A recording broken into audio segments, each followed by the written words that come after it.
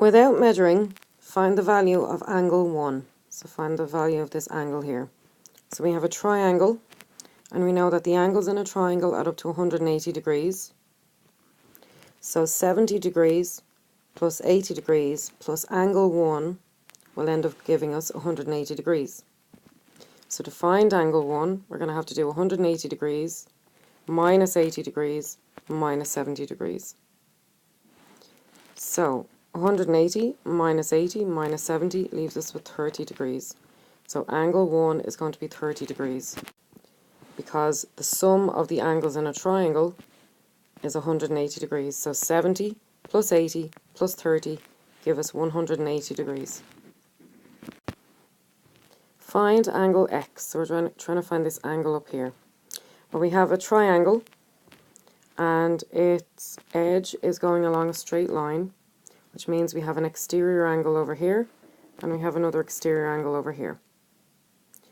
So we know that the exterior angle of a triangle is equal to the sum of the opposite two interior angles. So this angle here, 150 degrees, will be equal to x plus 45 degrees. And likewise, this angle here would be equal to x plus this angle. But we're not interested in this angle over here, we're just interested in x. So what we can do is say, well, 150 minus 45 will leave us with x, because these two added together have to give us 150. So 150 minus 45 will leave us with x. So 150 minus 45 is going to be 105 degrees. So angle x must be 105 degrees. Alternatively, what we could have done was figured out what this little angle here is. So this is a straight line, and the angles on a straight line add up to 180 degrees. So 180 minus 150 will leave us with 30 degrees. So this little angle in here must be 30 degrees. And then using 30 degrees and 45 degrees, we could have added those together and taken it away from 180.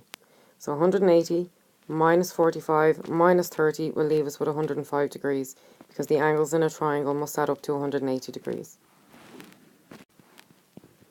Find angle A and angle B without measuring the angles. So we have a straight line and we have a triangle stuck onto it, and this happens to be an isosceles triangle because these two lines tell us that these lengths are the same.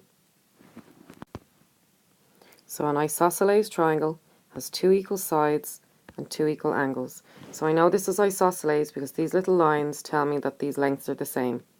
So these are the same length, these two sides of the triangle, and then these two angles at the end of each of those lines are the same. So angle A and this interior angle here is also going to be angle A.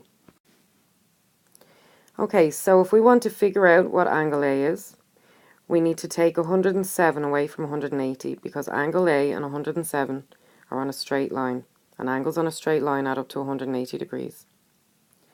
So to get angle A, we're going to say 180 minus 107 leaves us with 73 degrees.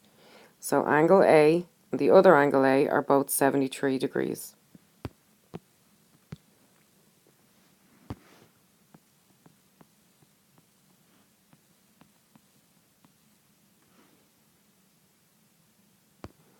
So to find angle B, all we have to do is add these together and take them away from 180, because the angles on a triangle all add up to 180 degrees. Alternatively, we know that an exterior angle is equal to the sum of the other two interior angles. So 107 will be equal to A plus B. So 107 will be equal to 73 plus B. So to find B, we can say 107 minus 73. So either way will work. So angle B plus angle A equals 180 degrees.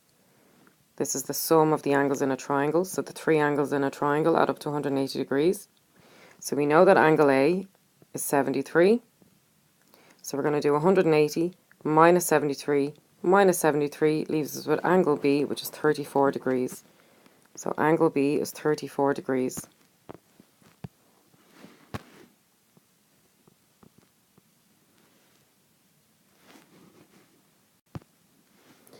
Or we could have said angle B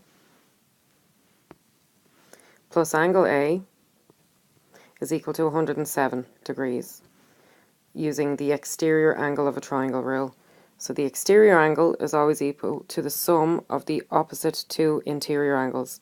So 107 is going to be equal to A plus B. So we could have said angle B plus 73 is equal to 107. So angle B will be equal to 107 minus 73. And that will leave us with 34 degrees, which is what we already got, 34 degrees. So either method will work.